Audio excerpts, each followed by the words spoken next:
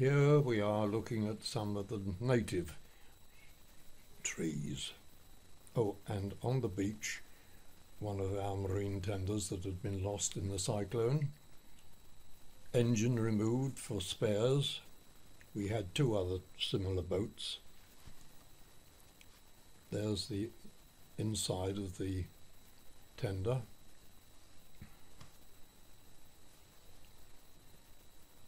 Now we have a view of the naval landing craft. Yes, the Navy had a presence on the island earlier on,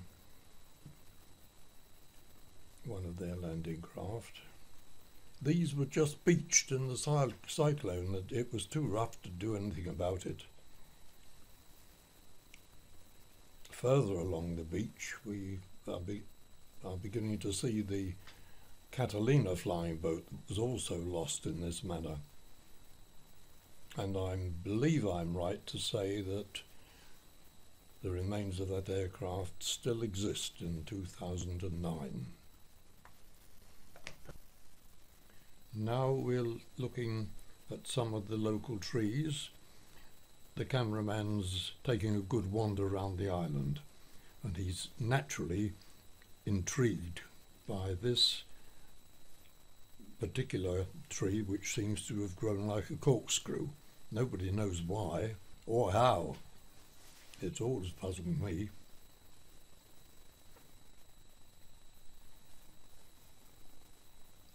But quite naturally he's intrigued to include in his record everything that surrounded our work there. He's having a look at the beaches of the inner lagoon, of course.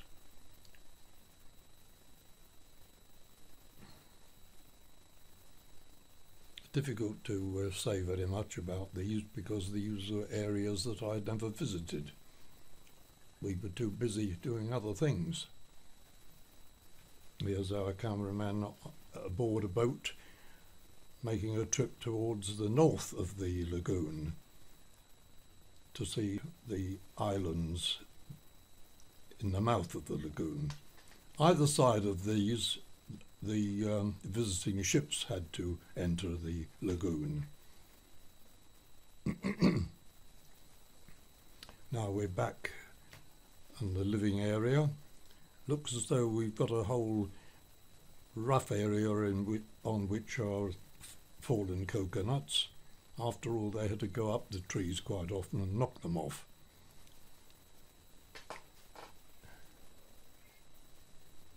Oh yes, and now he's looking at some coastal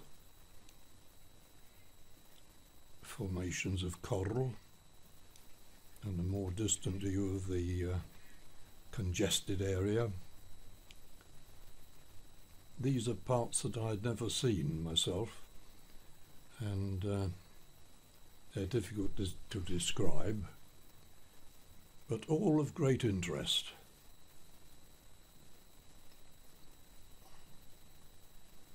Later on we shall try to explain why all this is interesting in the year of 2009.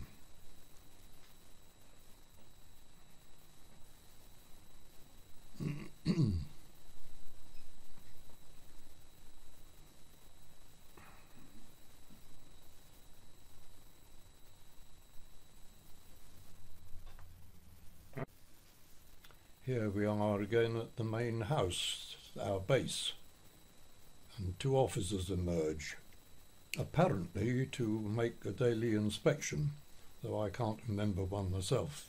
There we are, looking very self-conscious. Probably felt it too.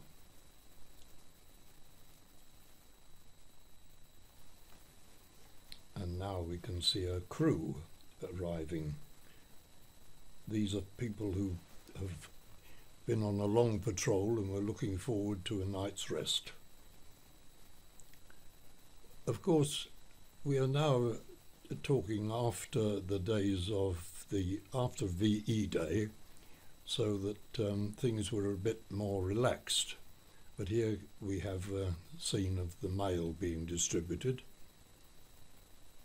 under the eyes of the commanding officer on the right.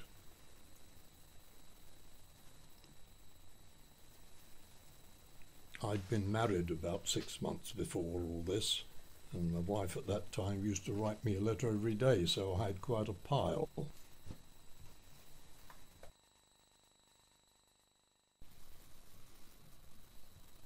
Here's a back view of a lad taking some timber to our marine craft section, and at about the same time I come out, walk down towards the launch that's on the cradle for maintenance,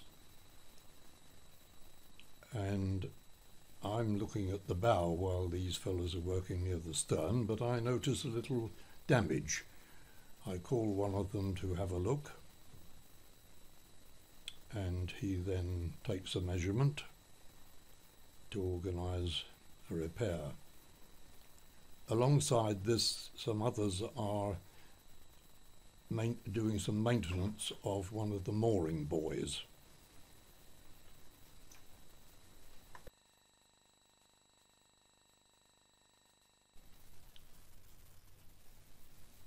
And here's our weatherman,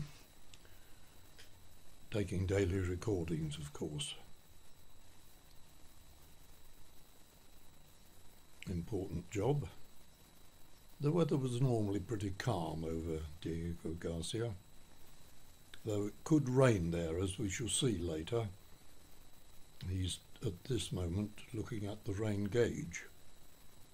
Rain was our only source of fresh water, so everyone had to be very careful with it. We shall see just how that's done shortly. But there's the rain gauge detail recorded.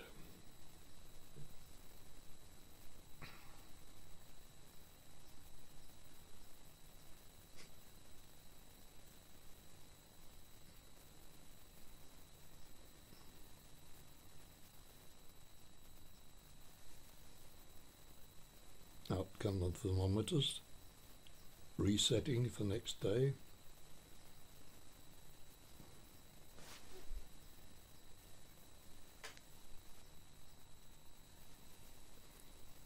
And now he's looking at the wind gauge.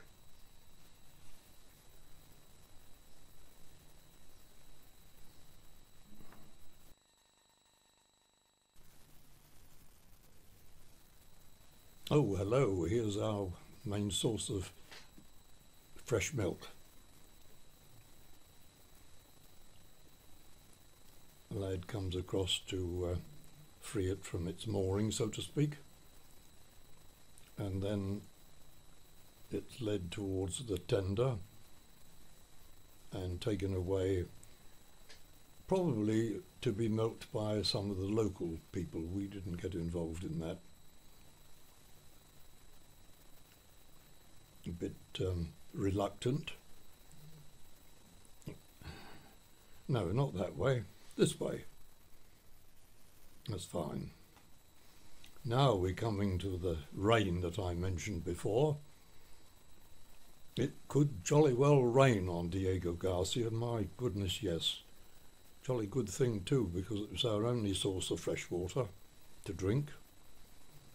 So not only did the gutters overflow, but the main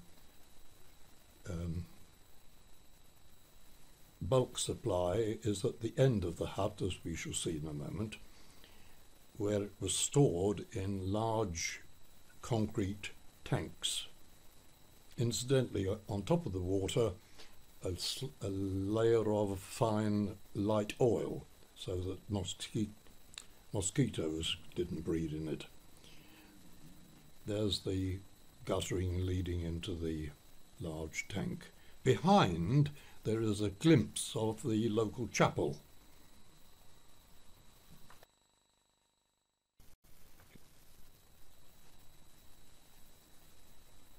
Now, here's a diversion. My deputy, Sergeant Bill Cormack, had been a reporter for the Daily Mirror before the war, and rather naturally he engaged in conversation with all sorts on the island, and in particular he picked up the story from one of the older people. He picked up the story of buried treasure. Apparently, pirates in an earlier time had brought to bury one of their number who had contracted a very dangerous disease. At least that was the story that was given the locals, and they never would go anywhere near that area. We made an investigation ourselves, because immediately after VE Day we had a little relaxation. Now, when the cameraman heard this story, he thought it would be a good idea to repeat it using local craft and local folk. We, of course, went across in our own boats, but here we are, rather fantasy, if you like, a fantasy trip to see what was going on in that area. So when we got across, and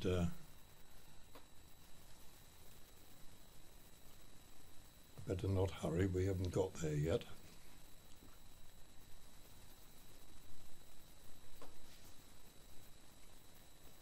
And I personally think that some of these chaps have given a hint, as in this case somebody should take a look out. Well, he wouldn't do it that way, it's very self-conscious. I'm sitting in the stern here, giving an idea of in which direction we should move.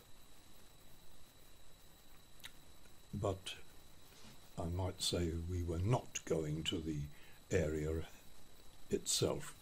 We weren't disclosing that spot to anybody.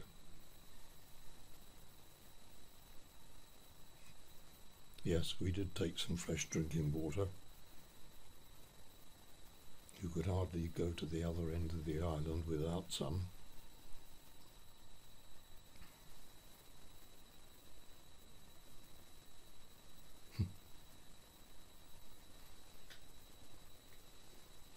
Yeah, soon be there. Yes, we're approaching the shallows.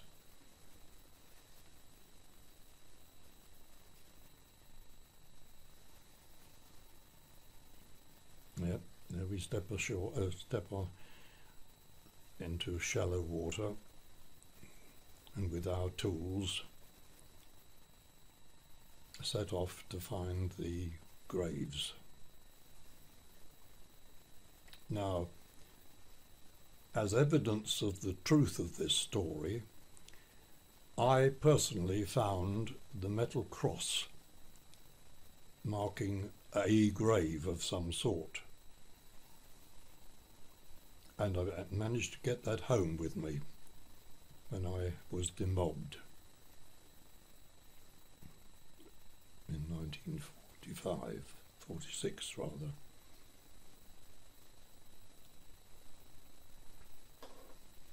We stop for a moment just while I look at the map.